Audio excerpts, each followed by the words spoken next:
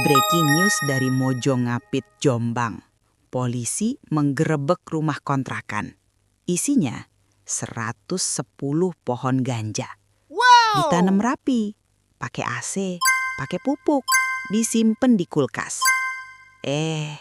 Negara langsung siaga 1. Kayak mau nangkep teroris aja, lebay banget. Pelakunya berinisial R, 43 tahun, warga Surabaya. Nanem di kamar, di dapur, di halaman belakang.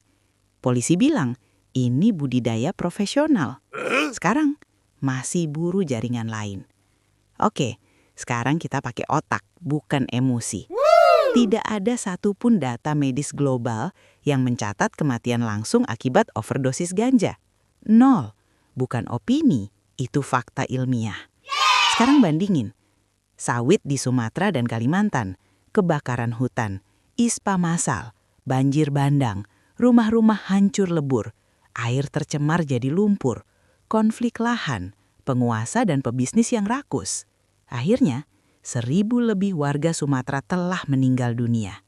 Dan itu bukan headline penggerbekan dan tak ada satupun yang ditangkap karena penebang hutan atau lawan sawit yang mengakibatkan bencana dan menewaskan ribuan manusia.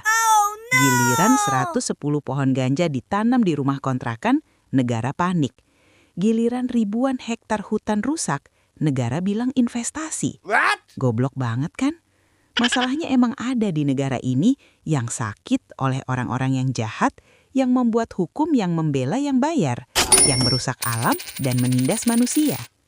Ilmu kesehatan ngajarin satu hal, kebijakan publik harus berbasis dampak nyata, bukan stigma. Kalau konsisten, alkohol jelas mematikan, tapi malah legal dan diatur. Ganja, resiko relatif lebih rendah, tapi langsung kriminal total. Ini bukan soal setuju atau enggak, ini soal logika yang bolong.